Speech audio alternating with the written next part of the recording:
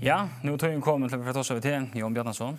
Men først så færer vi da så til innslag som tar bare Evangelie Dam og Tor Mikkelsen har gjort i Sore.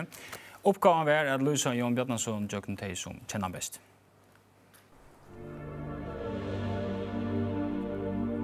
Jon Bjarnason i disse søgneste årene særlig kjentur som venjeren til en øren vabbinje, Paul Johansen.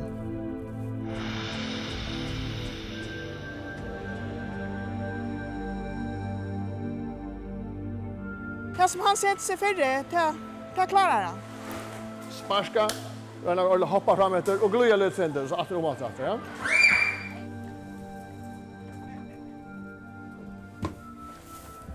Han har alltid vært en ordentlig dronker, alltid råkast på å rydde seg og flette seg og alt det der, hjulpet til vi utlen hjemme, hodja og sett eplene gjør. Det er vi de smaie, så er han helt fantastisk, en av standardige vennjere.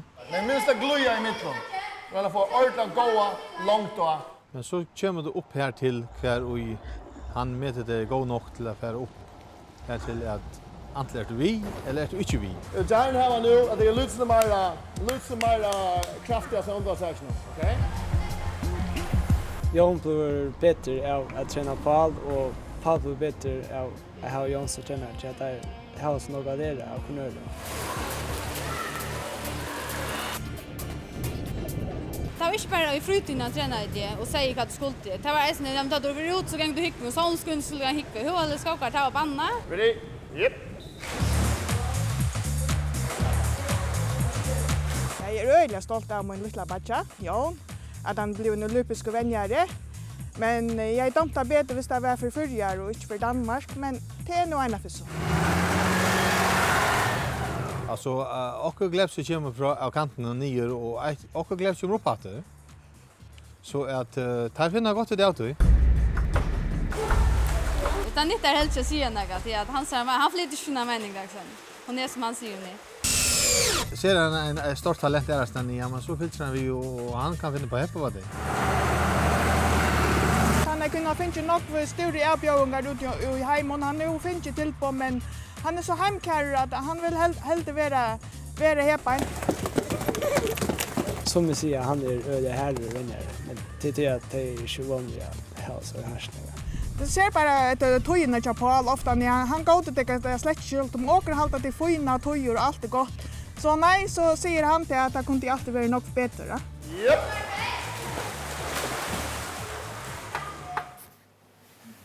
Ja, Jon. Hva langt der? Ja, det var kanskje jeg synes igjen det, ja. Jeg kjenner dette, som jeg sier. Jeg kjenner det. Ja. Hvor er du venner? Ja. Det er de som ikke kunne, de underviser, og de som kunne, de gjør det. Nei, jeg har selv vært ånga møvelegger for at ordentlig utfall dem i hilden, selv om jeg vil til det. Og det er ånga venner, så det forskning og vei, og jeg får så bare opp på kanten og tok til oppgaven, og til å hinne vi. Hei du, jeg vet ikke om man kan huske så, men hei du haft en chans selv som svimmer? Hvis jeg sier til at høvesingredienserne altså, er vilje, altså at talent, det fysiske og sånne til sekundært, så ja, det er alltid, ja. Men som sagt, det finner ikke alt som det er. Men tog talent, det ligger vel til å venne, eller hva? Det må altså være noe hos seg. Ja. Hva er det som doer som venner? Ja, altså, kanskje i måned til hva du er vanlig, så er det til å holde fokus. Til å lære folk at du sitter for. Altså, for det første i behøver at du har suttet at hon eller han har mulighet. Hon eller han kan fære at la veien.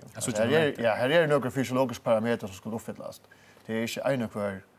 Jeg kunne kanskje lage Edvard i hilden, og så funnet det av om han kunne eller ikke kunne andre veit. Altså, det er ikke man hvordan man flyter, og hvordan kroppen er bygd, og det er tingene. Det er veldig avgjørende. Og er det noen mangler, så kan man kan gjøre øyne nok ved menneskekroppen. Man kan, akkurat som du røyner form et eller annet, så kan du gjøre en skulptur bort ur menneskekroppen. Vi her er venner, vi er venner. Ja? Absolutt. Det er med annet som man har gjort vi Ja, Paul Johansson. att ombyggja den torped. Ja, simpelthen. Att göra kroppen så att han har den rätta formen och vänja vägläggarna och ordlarna utnyttja styrkorna. Men det här vi att hålla fokus. Alltså nu närskar sitt olympiska leken och Paul är vi i den grad. Ja. Heter vi mål att hinna? Ja, så han ja. Det börjar för 4 år sedan. Han är själv han attlar över öle på Ström vad jag vill till. Själv vill till att skulle vara för 4 år men det är så besides the point och det är själv är det ästne min stora dröm. Jag vill gärna ha vant en förskan och låta men eller vinnare än ästne men det bäst inte till. Så är också mer om atleten. Och han har alltid vilja det, ja. Men här är så annat som du dår är nog väl. Det här vi att sker in till beinet. Du viskar som om du omgående nökter. Är du omgående nökter? Edvard Datter. Alltså, ja. Schalt. Han där är nog säga att hej, är nökter. Hur ska så vara? Visioner. Men du har det själv. Du kan ju in i mittenfärd in och säga, ja, okej, det var det går nog att lucka. Hur så helt du geisten uppe just svimmer och ta där viskar att du alltid är ja, men jag är ju så om det kunde bli bättre. Och grejer dem för hur kommer bli bättre.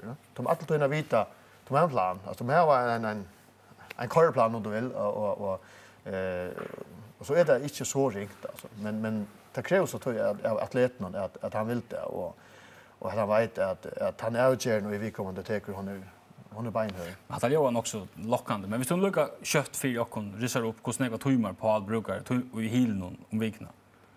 Han är svimmare för 20 timmar dygn och vikna. Det är han så.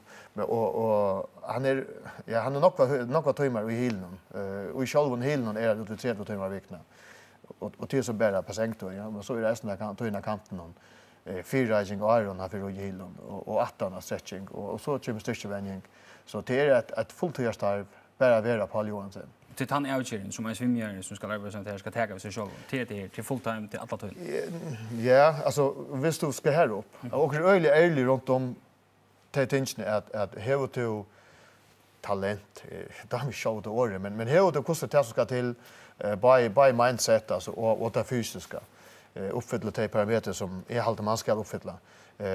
Och du säger ja, jag vill gärna det där. Ja, men så är det inte utvidat så ska det vara knallhårt alltså.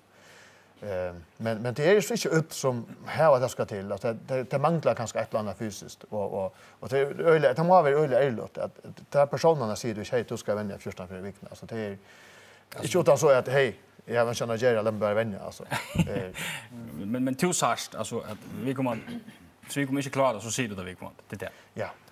Det är visst vi kommer vill släppa vänja och hundan sig och jag menar till spitla då så är det spitla då så för vi kommer där vid.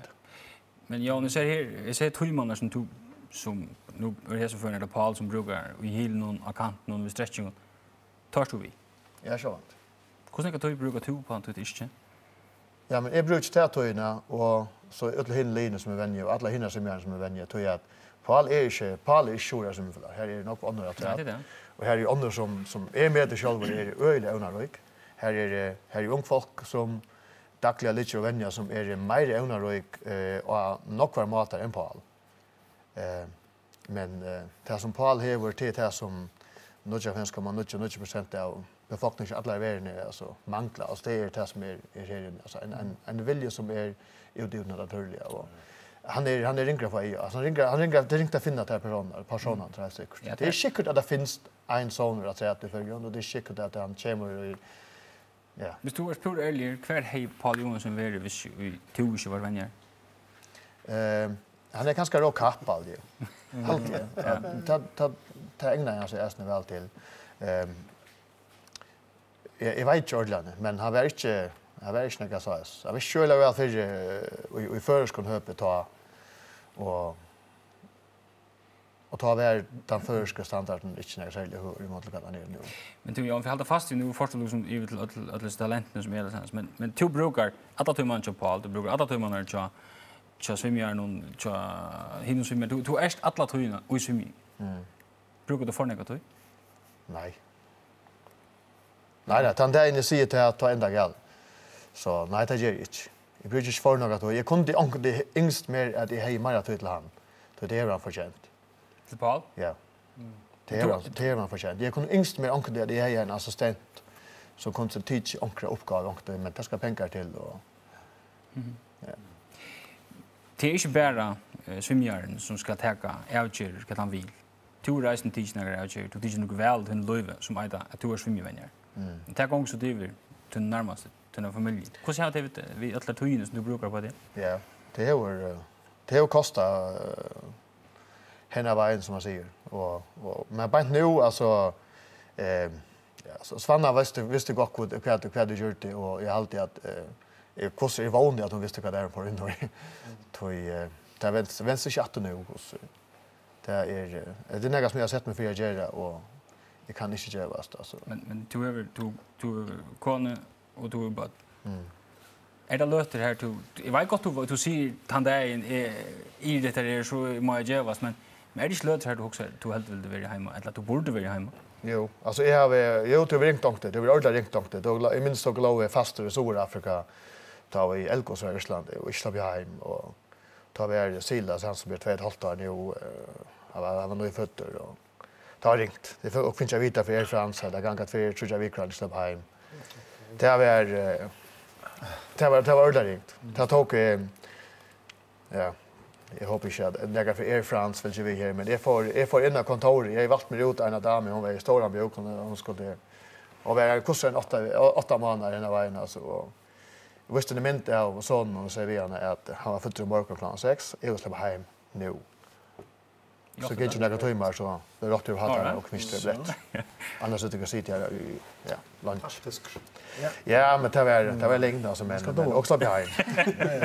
Det var länge. Till sympati. Ja, hon är sympati och det var tog ju för det henne alltså det var alltså Stora där på tension. Då. Det som mer än det var snitt. Du Jan du ja där vi är ombegantlen torpedo.